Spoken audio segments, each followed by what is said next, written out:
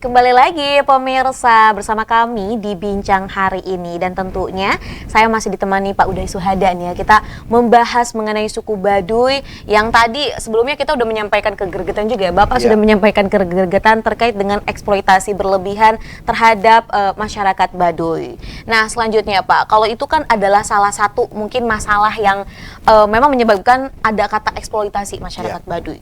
Nah, karena Bapak juga selaku pendamping adat gitu ya Pak ya, dari masyarakat Baduy sendiri, sebenarnya kerasahan apa saja sih Pak yang kerap disampaikan oleh masyarakat Baduy?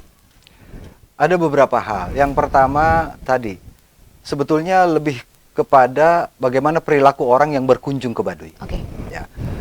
Misalnya dilarang membawa hal-hal yang tidak dibolehkan, misalnya minuman keras, itu ada. Jangan membuang sampah sembarangan. Itu berserakan di sepanjang jalan setapak yang kita lalui mau ke Baduy. Sampah-sampah yang anorganik gitu, yang tidak bisa lebur dalam 1, 2, 10 tahun gitu kan. Seperti kaleng kemasan atau botol kemasan minum, air mineral dan sebagainya. Termasuk juga perilaku, misalnya kita non muhrim datang ke sana melakukan sesuatu yang tidak semestinya begitu. Itu kan meninggalkan kotoran, sampah. Sampah itu dibagi dua, ada sampah yang fisik, ada yang non fisik. Sampah yang non fisiknya seperti tadi orang melakukan kegiatan yang di luar moral misalnya. Itu juga yang sering kali dikeluhkan oleh masyarakat, tokoh-tokoh Baduy. Atau mereka datang karena merasa sudah ratusan kali datang ke Baduy, nyelonong tanpa adanya kesopanan gitu Pak ya. Nyelonong.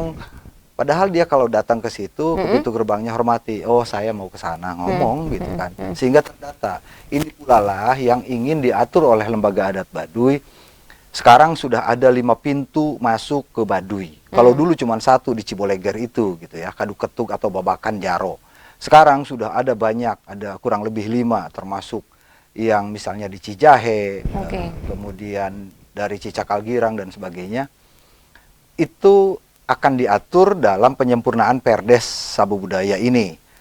Mereka menginginkan agar lebih tertib.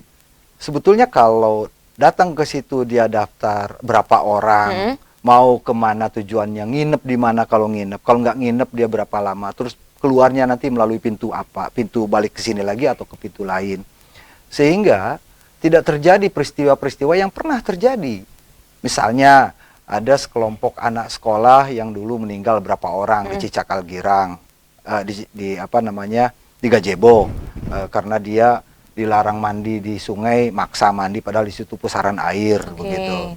Kemudian yang menjadi keresahan berikutnya adalah soal media sosial. Bagi saya sendiri, saya merasa prihatin. Medsos yang digunakan oleh masyarakat adat Baduy, terutama masyarakat Baduy luar. Ya, itu banyak loh Pak. Banyak sekali, ribuan. Saya mendeteksi kurang lebih ada 6.000 nomor ponsel yang atas nama warga desa Kanekes. Bagi sebagian kecil saja yang itu termanfaatkan untuk menjual hasil karya mereka, apakah tenun, apakah rajutan, atau juga hal lainnya, gula atau komoditas lainnya. Tetapi lebih banyak mereka menggunakan itu untuk kegiatan di medsos. Nah, itu. Ya kan, apakah itu medsosnya Facebook, TikTok, IG dan sebagainya. Nah, ini yang tidak terkendali.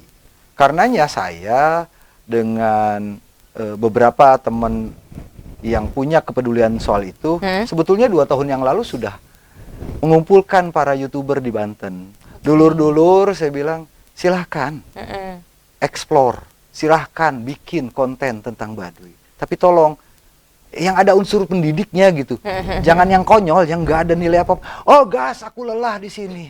Nah itu dia. Apa-apaan kayak gitu. Guys, lihat nih cewek cantik, gemulai, bla bla bla. Buat apa gitu? Sama sekali. Punten, bagi saya sampah itu. Malah karena kepentingannya hanya untuk seksual ya Pak? Iya, lebih seperti itu gitu.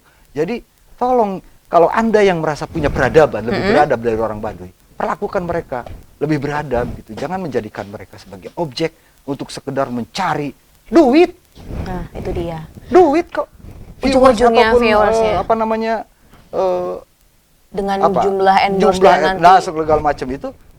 Apa coba yang dipikir? Apa punya nilai itu nggak ada. Duit yang nilai, yang mereka nilai. Karena itu yang membuat saya muak selama ini.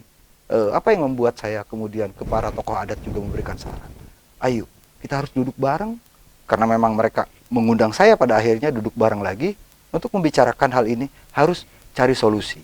Agar lembaga adat dia bisa tetap teguh mempertahankan yang mereka yakini itu adalah titipan dari Nabi Adam, kita harus hormati kok soal keyakinan ini, gitu. Ya, balik lagi ke keyakinan ya Iya. Pak ya. Kedua, tolong harus diingat juga oleh semuanya. Dulu Departemen Sosial itu mengkategorikan Baduy sebagai salah satu masyarakat terasing. Wah, Terbantahkan oleh saya itu. tentu nggak benar ya Pak ya. Itu nggak benar. Mereka bukan masyarakat terasing. Karena kategori masyarakat terasing jauh dari akses informasi, komunikasi dengan masyarakat luar. Orang Baduy sejak zaman dulu itu mudah sekali berkomunikasi dengan orang luar. Bahkan barangkali dibandingkan dengan masyarakat di lingkungan sekitar desa Kanekes, itu lebih intens mereka berkomunikasi dengan orang luar dibandingkan dengan di buffer zone-nya Baduy. Oke. Ya kan, komunikasi itu. Jadi mereka bukan masyarakat terasing. Mereka sengaja mengasingkan diri karena merasa mendapatkan titipan. Dan itu diperkuat lagi dengan satu pesan yang disampaikan oleh Panglima Perang Sultan Ageng Tirtayasa yang dikenal dengan Pangeran Astapati, Pangeran Astanagara. Siapa dia? Dia adalah Wirasuta. Siapa Wirasuta? Wirasuta adalah anak Baduy Dalam Kampung Cikesik. Anak siapa? Anak Ki Chandra, seorang serat. Orang Baduy Dalam. Dia memberikan amanat kepada Puun Lanting di Birit Lewi Kadatuan di Parakan Dangong.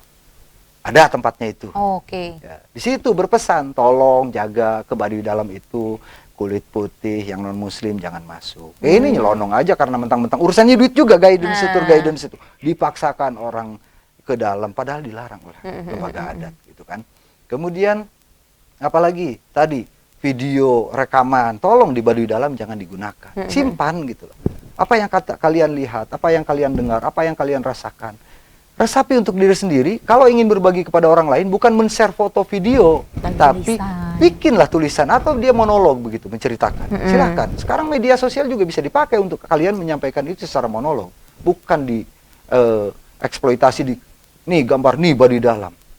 Ya ini kan namanya kita udah kualat. Iya, nggak boleh itu. Nggak menghormati ya Pak ya. Gitu. Jadinya jatuhnya memang tidak menghargai keadaan di Betul. sana. Dan memang paling penting nih Pak, kadang juga suka gemes sama orang-orang yang akhirnya tuh selalu memberikan statement bahwa semua orang nih harus merasakan kemodernan.